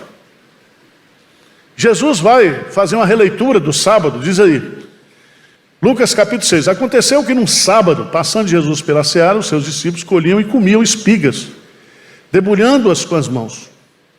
E alguns dos fariseus lhe disseram, por que fazeis o que não é lícito aos sábados? Respondeu-lhe Jesus, nem ao menos tende lido o que fez Davi, quando teve fome, ele e seus companheiros, como entrou na casa de Deus, tomou e comeu os pães da proposição e os deu aos que com ele estavam, pães que não lhe era lícito comer, mas exclusivamente aos sacerdotes. E acrescentou-lhes, o Filho do Homem é Senhor do... Então o sábado aponta para quem? Para Jesus. Vinde a mim, todos vós que estáis cansados e sobrecarregados, e eu vos aliviarei. Nós entramos no descanso quando somos convertidos a Cristo. Você entendeu isso ou não? Então não fica brigando por calendário. Jesus, ele é o Senhor do sábado. Significa que você estando em Jesus, você tem que entender que Jesus, ele cumpriu o sábado por você, ele cumpriu a lei por você. Não é somente o sábado, toda a lei. Jesus diz, eu não vim revogar a lei, eu vim o quê? Cumpri-la. E ele cumpriu a lei em nosso lugar. E o castigo que nos traz a paz foi colocado sobre ele. Então ninguém que está em Cristo poderá ser condenado pela lei. Nenhuma condenação há para aquele que está em Cristo Jesus. Agora, irmãos, você tem que entender que há coisas que acontecem no nosso viver diário que de fato leva a gente a fazer coisas no domingo que não deveríamos. Eu diria as coisas extraordinárias. Mas você está nos princípios de liturgia da IPB. Coisas que são normais e naturais durante a semana, se você fizer no domingo, não deve fazer. Eu, por exemplo, torço para o Palmeiras, mas não vou no domingo no estádio. Assisto depois do culto os gols. Mas aí já é recreação, né? Então você não deve trabalhar no domingo. A não ser que você tenha uma profissão, médico, bombeiro. Mas se você puder, você tem que entender que o domingo é o dia do Senhor.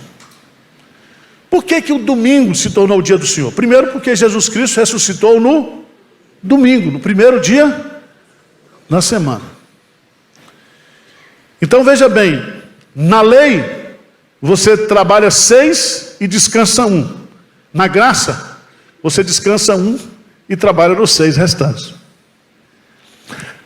É muito importante a gente entender isso, porque não foi por causa de Constantino, por causa do decreto de Constantino, como os adventistas ficam acusando a gente. Pelo fato de Cristo ter ressuscitado no primeiro dia da semana, os cristãos passaram, cristãos e judeus, tá? Porque todo o colégio apostólico é de judeu. Pedro é judeu. Eles passam a guardar o domingo. Veja lá, por favor, no Evangelho de João, capítulo 20. Evangelho de João, capítulo 20. É muito importante porque o Espírito Santo não desperdiça a palavra. No versículo 1 diz assim: no primeiro dia da semana. O primeiro dia da semana é o domingo. Maria Madalena foi ao sepulcro de madrugada, sendo ainda escuro, e viu que a pedra estava revolvida. Jesus ressuscitou no primeiro dia da semana. Mas veja no versículo 19 de João 20, o que é que diz? Ao cair da tarde daquele dia, o primeiro dia trancadas as portas da casa onde estavam os discípulos com medo dos judeus, veio Jesus, posto no meio dele, diz: Pai, seja o quê? Convosco. Então, Jesus ressuscitou logo cedo, à tarde, o cair da tarde, à noite, ele se manifesta no primeiro dia da semana. Agora veja, no capítulo 24, versículo 24, João 20, 24. Ora, Tomé, um dos 12, chamado Dídimo, não estava com eles quando veio Jesus. Disseram então os outros discípulos: vimos o Senhor. Mas ele respondeu: se eu não vir as suas mãos, o sinal dos cravos, e ele não puser o dedo e não puser a mão no seu lado, de modo algum acreditarei. Versículo 26, o que diz aí? Passado o quê? Estavam outra vez o quê?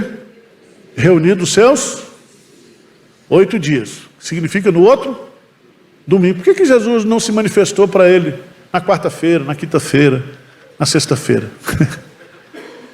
Porque estava sendo estabelecido um novo calendário para a igreja.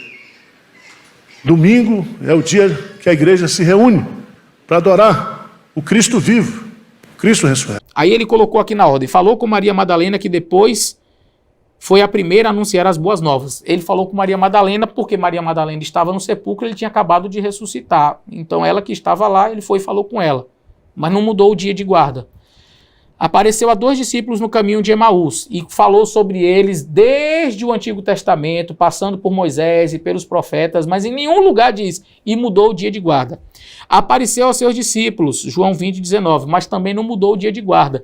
E uma semana depois apareceu aos 11 e novamente não mudou o dia de guarda.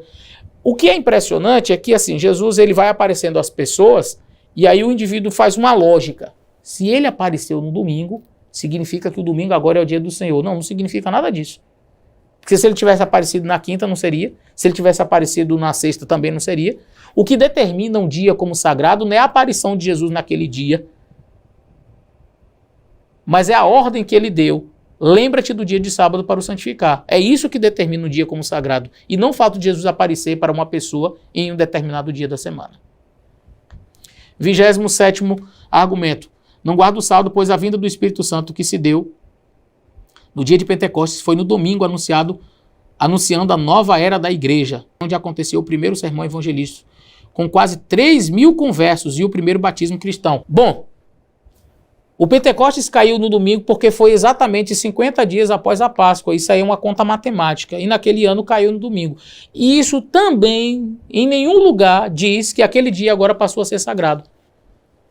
Não se tem uma mudança do dia de guarda porque o Pentecostes caiu no domingo. E se caísse na quinta, ia fazer o quê? Ah, mas não caiu. Sim, não caiu porque matematicamente naquele ano teve a Páscoa e 50 dias depois da Páscoa você tem o Pentecostes.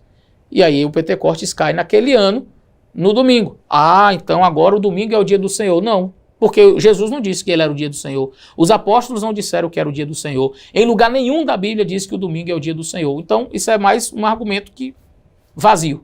28º, não guarda o saldo, pois o primeiro culto cristão com a ceia do Senhor era celebrado na igreja primitiva no domingo. Confira a epístola de Barnabé e a de Daquê. Escritos cristãos primitivos. Bom, para mim a regra de autoridade é essa daqui, ó. Não é a epístola apócrifa de Barnabé e nem a de Daquê, que manda inclusive na de Daquê que fala do batismo por aspersão. Você batiza por aspersão, irmão evangélico? Batiza jogando um pouquinho de água na cabeça ou imergindo nas águas? Aí você vai dizer, não, mas a de Daquê serve para dizer que o domingo é o dia do Senhor. mas não serve na hora de falar do batismo. Hipocrisia que a gente chama, né? Quando a pessoa quer selecionar uma parte e a outra não. Mas, de maneira muito interessante, ele diz aqui, olha, o primeiro dia de culto era celebrado para a ceia do Senhor, Atos 20 e o verso 7. Eu já fiz até um vídeo sobre isso.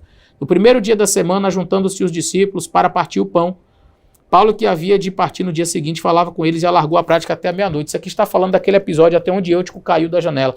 Gente, o que o texto está dizendo? Vamos ler o texto. O texto está dizendo assim, Paulo ia embora, ia viajar. O povo parou para jantar, para comer. Partiu o pão, não fala do suco de uva, não fala da cerimônia de lava-pés, mas como diz que foi partir o pão, aí ele já imagina assim, partiu o pão, é Santa Ceia. Falou do vinho? Não, mas tinha vinho. Mas você viu? Não, mas isso aqui é uma Santa Ceia. Mas lavou os pés? Não, mas é Santa Ceia.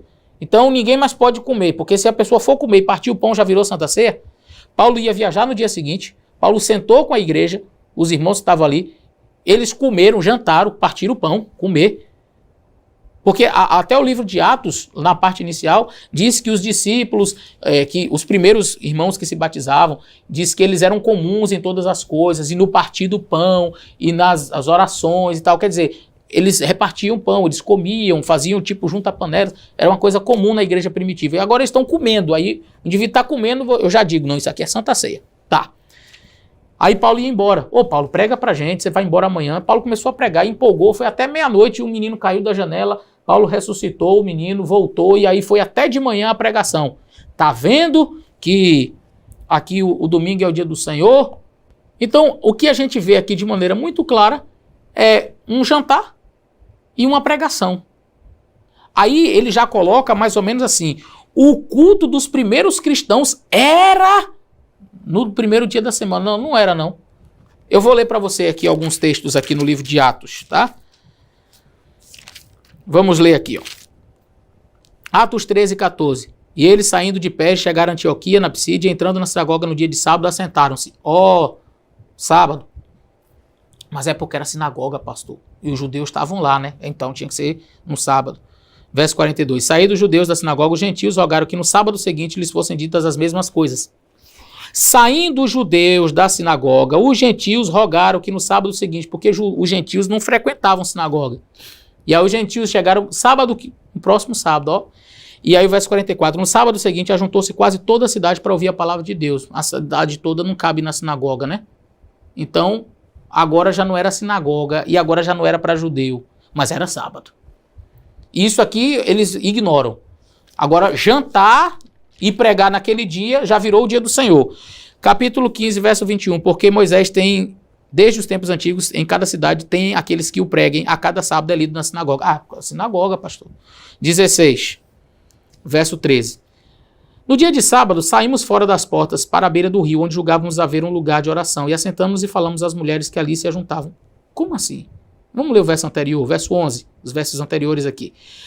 E navegando de Troade, fomos correndo em um caminho direito para a Samotrácia, e no dia seguinte para Neápolis, e dali para Filipos, que é a primeira cidade desta parte da Macedônia, e é uma colônia, e estivemos ali há alguns dias nessa cidade. Não era uma cidade de judeus, é uma cidade gentílica, mas mesmo sendo uma cidade gentílica, no dia de sábado, saímos fora das portas para a beira do rio, onde julgávamos haver um lugar de oração. Por quê? Porque a cidade provavelmente não tinha sinagoga. Se tivesse, ele ia para a sinagoga. Como não tinha, ele dizia, onde é que a gente vai adorar? No meio da cidade, muita muvuca, muito barulho, Vamos fora da cidade, vamos ver um lugar aqui onde a gente possa adorar a Deus no sábado. E aí tinha algumas mulheres que se juntaram ali e Paulo pregou. Quando? No sábado, o dia do Senhor. Isso aqui é ignorado, viu, do livro de Atos. Aí o capítulo 17, verso 2. E Paulo, como tinha por costume, foi ter com eles e por 3 sábados disputou com eles sobre as Escrituras. Capítulo 18, verso 4. E todos os sábados disputava na sinagoga e convencia judeus e também gregos. Aí ele pega o capítulo 20, onde Paulo faz um jantar e diz, aqui, tá vendo? Que aqui agora é o dia do Senhor, porque eles se reuniam no domingo. A prática era reunir no domingo, fazer a ceia, e tá aqui, olha, a prova de que o domingo era o dia do Senhor. Aí eu mostrei dentro do livro de Atos pelo menos uns 7 textos aqui, onde Paulo e os demais apóstolos aqui no dia de sábado, seja com judeu, seja na sinagoga, seja fora da sinagoga, na cidade, fora da cidade, é sempre no sábado. Mas esses textos são ignorados. O importante mesmo é você sentar para jantar e dizer que isso é o dia do Senhor agora, se for no primeiro dia da semana, agora virou o dia do Senhor. 29º argumento. Não guarda o sábado, pois era costume apostólico se fazer a coleta cristã somente no domingo. Somente no domingo. Poucas horas antes do culto dominical. Ele já estabeleceu até a hora do culto, né? Vamos lá, 1 Coríntios 16, verso 2, ver se é isso que está falando lá mesmo. Ele diz aqui, olha. Era costume dos apóstolos se fazer uma coleta cristã somente no domingo, poucas horas antes do culto dominical. Vamos ver se está escrito assim mesmo, gente. Eu não lembro de ter lido isso aqui na Bíblia, não. Ora, quanto à coleta que se faz para os santos, fazei vós também o mesmo que ordenei às igrejas da Galácia. No primeiro dia da semana, cada um de vós põe à parte o que puder ajuntar, conforme sua prosperidade, para que se não façam as coletas quando eu chegar. Quando eu tiver chegado, mandarei os que por cartas aprovardes para levar a vossa dádiva a Jerusalém. E se valer a pena que eu vá também, irão comigo. Paulo está dizendo aqui, gente, eu vou estar passando por aí na data tal. Eu vou estar chegando aí no dia tal. E aí Paulo diz assim, olha, no primeiro dia da semana, cada um de vós ponha já de parte aquilo que puder ajuntar, você puder ajuntar, conforme a sua prosperidade, para que não se façam coletas quando eu chegar. Paulo ia chegar, o pessoal, Paulo chegou, vamos juntar aqui. Não, aí já ficou em cima da hora. Junta o negócio aí antes. Quando eu chegar, mandarei que por cartas aprovardes, mandarei os que por cartas aprovardes para levar a vossa dádiva a Jerusalém. Agora, o camarada já descobriu que essa dádiva era feita pouco antes do culto dominical, nas horas do culto dominical, era somente no domingo, não podia ser feito em outro dia. Quando leio o texto, percebo ali que Paulo está dizendo que ele ia chegar naquela ocasião e que naquele dia, se possível, já reunisse para que quando ele chegasse não fizesse as coisas de última hora. Isso significa que o domingo é o dia do Senhor. Hã? Que coisa, não? Argumento completamente equivocado. E o último. Não guarda o sábado, pois o primeiro dia da semana foi chamado por João, teólogo, de Dia do Senhor, que em grego é Kyriake Hemera, e em latim seria Dominicus Dies, ou Dia do Senhor. Kyriake foi o nome registrado pelos primitivos escritores eclesiásticos para o domingo, e continua sendo o nome do primeiro dia da semana na Grécia, desde o 2º século até os dias de hoje. Mais uma vez não tem aqui respaldo bíblico. Aqui é um respaldo que ele vai usar fora da Bíblia. Mas o que diz realmente Apocalipse 1, verso 10? Diz que foi no domingo? Apocalipse 1, 10 diz assim: Eu fui arrebatado em espírito no dia do Senhor e ouvi detrás de mim uma grande voz como de trombeta. Aqui a expressão Kyriake Hemera, no grego. E a expressão Kyriake Hemera quer dizer dia do Senhor. E o dia do Senhor na Bíblia é chamado diversas vezes do sábado. O sábado é o dia do Senhor, porque o sábado é o dia do Senhor teu Deus. Não farás nenhum trabalho. É sempre assim que está escrito lá. O dia do Senhor é o sábado. Agora, olha o que aconteceu.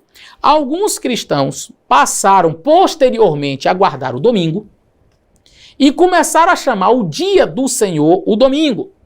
A expressão dia do Senhor em latim seria, até o meu sobrenome Domini, Domini significa do Senhor, não é? Mas em latim seria Dominicus Dies, ou seja, o dia do Senhor. Aí eles começaram a chamar o dia do Senhor de domingo, ok? Aí, anos mais tarde, alguém volta para o livro de Apocalipse para ler. Fui arrebatado no Kyriake Hemera, dia do Senhor. O dia do Senhor, o domingo, né? Não. Vocês passaram a chamar o dia do Senhor de domingo. Mas o apóstolo, em nenhum momento, a expressão, em nenhum lugar na Bíblia, eu desafio qualquer pessoa a me mostrar na Bíblia que a expressão Kyriake Hemera refere-se ao domingo. Na Bíblia você não vai encontrar. Você vai encontrar cristãos que apostataram, que começaram a guardar o domingo e começaram a chamar o domingo de dia do Senhor e agora volta-se para a Bíblia e diz que o dia do Senhor que está escrito na Bíblia é o domingo. Aí é muito fácil eu dizer que o dia do Senhor aqui é o domingo. Quer dizer, eu deixo de observar o dia do Senhor verdadeiro, que é o sábado, passo a chamar o dia do Senhor de domingo e agora eu vou ler a Bíblia com a minha nova lente. A minha nova lente é essa aqui, de que agora o domingo é o dia do Senhor. Aí eu vou ler a Bíblia. E eu fui arrebatado no dia do Senhor, que iria que remera. Dominicus die, ou seja, o dia de domingo. Não, o texto não disse que foi no dia de domingo, disse que foi no dia do Senhor. Se você achou depois que o dia de domingo é o dia do Senhor, agora não venha para cá ler o texto da Bíblia e dizer que o dia do Senhor é o domingo, porque você acha que agora é o domingo. Foi apenas isso que aconteceu aqui. Mais um argumento que não fechou, não disse que o domingo era o dia do Senhor. Ao contrário, esse dia aqui era o dia de sábado. Porque o dia do Senhor na Bíblia sempre foi o dia de sábado. Mas vamos caminhar um pouquinho mais, por favor. Lá em 1 Coríntios, capítulo 16, a igreja vai crescendo, vai se esparramando. E Paulo escreve essa carta aos Coríntios, e lá no capítulo 16 diz: quanto à coleta para os santos, fazei vós também como ordenei às igrejas da Galácia. O que diz aí? No primeiro dia cada um de vós ponha de parte em casa, conforme a sua prosperidade, vá juntando para que se não faça coletas quando eu for. Então a igreja se reunia sempre no primeiro dia da semana. E o ofertório fazia parte do culto cristão, né? Agora, o argumento a fortiori, como diz a lógica, está lá em Apocalipse capítulo 1, versículo 10. Aqui, esse livro de Apocalipse já foi escrito praticamente no final do primeiro século. A igreja já estava estabelecida. E aí eu queria chamar a sua atenção, diz assim no versículo 10: achei-me em espírito no dia do Senhor, e ouvi por detrás de mim grande voz como de trombeta. Que dia do Senhor é isso aí? Você vai para o grego, e a palavra aí, domingo. O primeiro dia passou a ser chamado como dia do Senhor.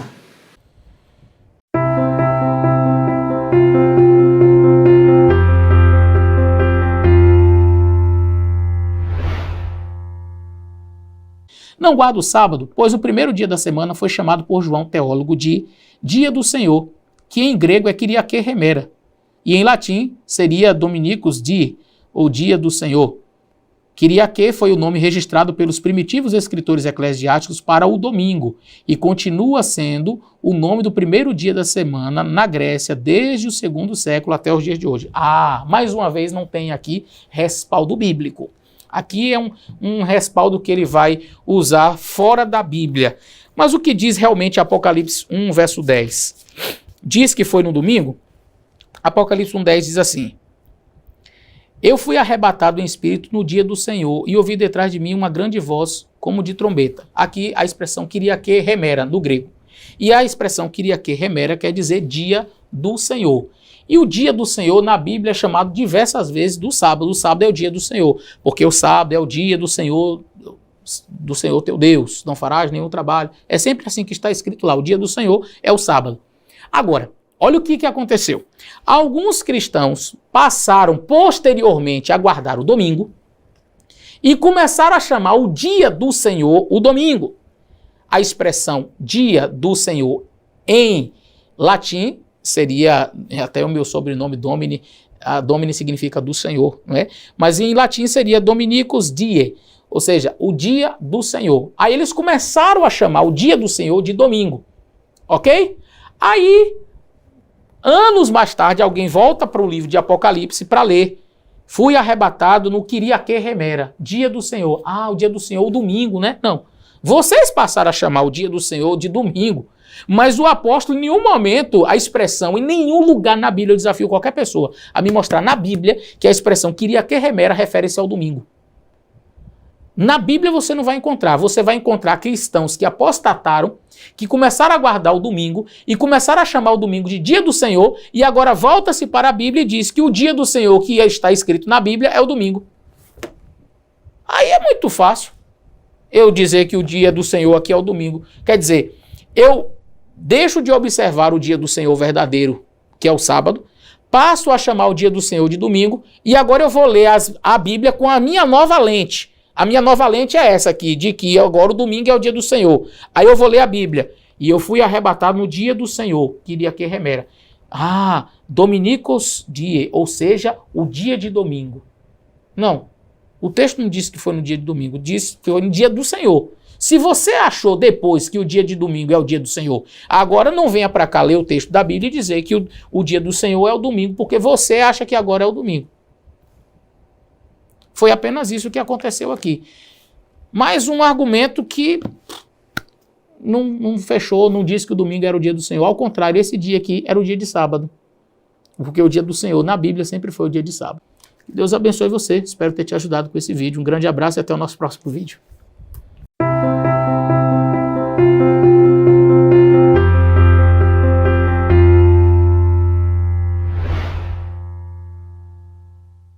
Tá certo? Então, se você é adventista, se você quiser continuar, mas não enche a paciência da gente, tá? Domingo. Domingo é o dia da gente vir para a igreja.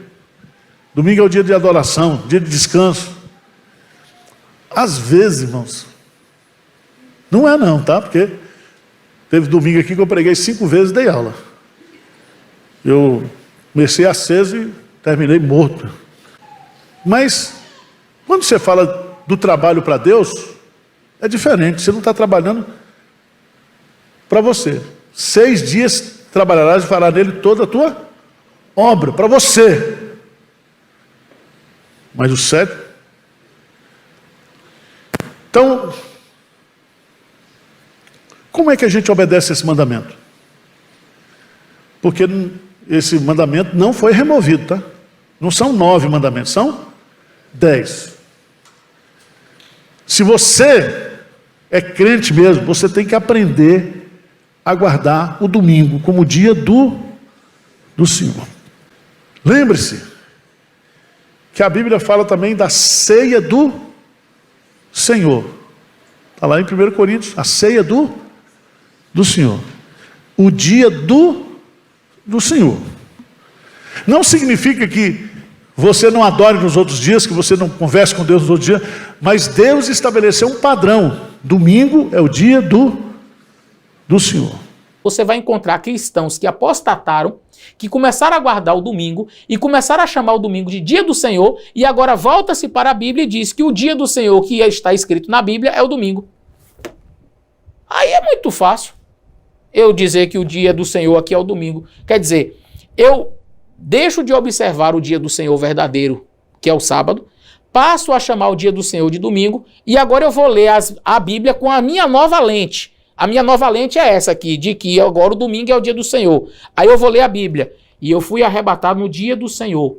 Se você achou depois que o dia de domingo é o dia do Senhor, agora não venha para cá ler o texto da Bíblia e dizer que o dia do Senhor é o domingo, porque você acha que agora é o domingo.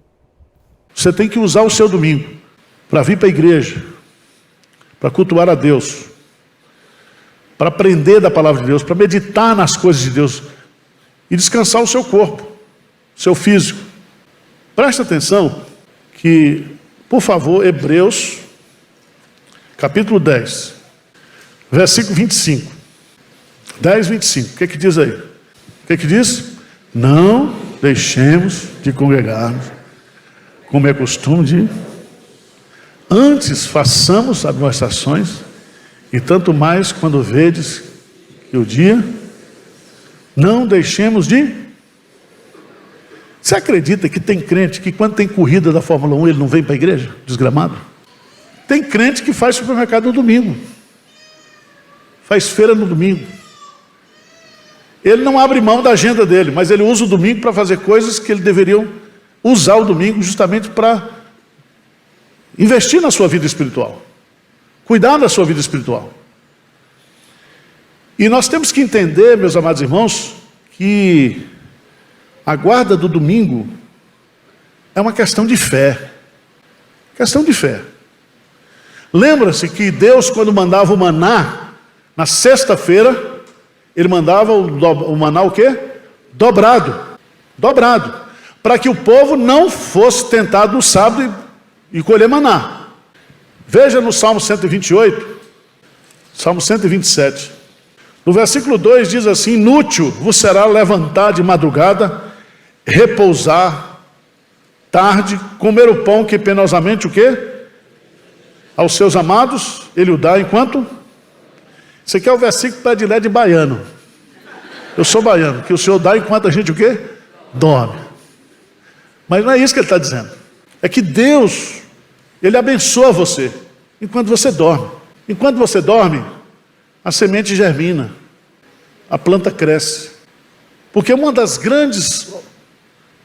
grandes inimigos da adoração a Deus, trabalho. Tá certo? Tem jovem, adolescente, que diz: no domingo eu não vou para a igreja, estou estudando para o vestibular. Tudo bem, eu nunca estudei no domingo. Quem quebra princípio, irmãos, não vai para frente. A bênção, ao invés de ser uma bênção, é uma bênção com sofrimento, com castigo. Deu para entender? E há uma coisa que você precisa aprender, e nós precisamos aprender, é que na obediência existe o contentamento. Lembra-te do dia de sábado para o santificar. Duas coisas. Por que Deus fala lembra-te? Primeiro, ele fala lembra-te porque Deus sabia que algumas pessoas iriam esquecer. E segundo, ele fala lembra-te no início do 4º mandamento para dizer que esse assunto já existia antes mesmo de Deus escrever os 10 mandamentos. Porque quando Deus criou os céus e a terra, Ele fez tudo em uma semana, terminando sua criação no 6º dia. Depois, no 7º dia, então Ele descansou, mostrando claramente a importância desse mandamento. Veja que esse mandamento, ele já existia antes mesmo do pecado. Esse mandamento, repito, existia antes do pecado. Entendeu? Então, por isso que o mandamento começa assim, lembra-te, porque ele já existia. E segundo, porque as pessoas iriam esquecê-lo. Gênesis 2, 1 a 3. Assim, pois, foram acabados os céus e a terra, e todo o seu exército. E havendo Deus terminado no dia 7º a sua obra que fizera, descansou neste dia, de toda a sua obra que tinha feito. E abençoou Deus o dia 7º e o santificou, porque nele descansou de toda a obra que como Criador fizera.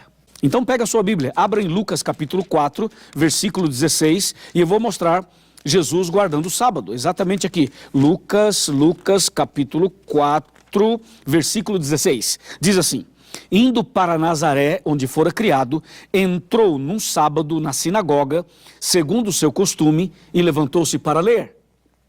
Você percebeu 2 detalhes? Primeiro, ele foi à sinagoga no dia de sábado. Segundo, ele, diz a Bíblia, fez isso conforme o seu costume. Paulo, segundo o seu costume, foi procurá-los e por 3 sábados arrazoou com eles acerca das Escrituras. Aqui a Bíblia é muito clara quando diz que Paulo, segundo o seu costume. É curioso porque Paulo se converteu depois de Cristo. Quando Paulo se converteu, Jesus já havia morrido na cruz, já havia ressuscitado e já havia retornado para o céu. Então, com isso, cai por terra aquela ideia de algumas pessoas que pensam que, depois de Cristo, o sábado foi abolido. Muitas pessoas dizem e pensam que Jesus aboliu o sábado na cruz. Aqui está uma das provas de que o sábado permaneceu e permanece até hoje. Porque Paulo, ele tinha o mesmo costume de Jesus de ir à sinagoga, de ir à igreja e de guardar o sábado. Você viu? Lucas 4,16 afirma que Jesus guardava o sábado, era o seu costume. E Atos 17, verso 2, afirma que Paulo também guardava o sábado e era o seu costume. Ou seja, todos os profetas, patriarcas, apóstolos, discípulos, todos eles guardaram o sábado. Eu pergunto, e você? Que dia você guarda? O lugar mais seguro para estarmos é no centro da vontade de Deus.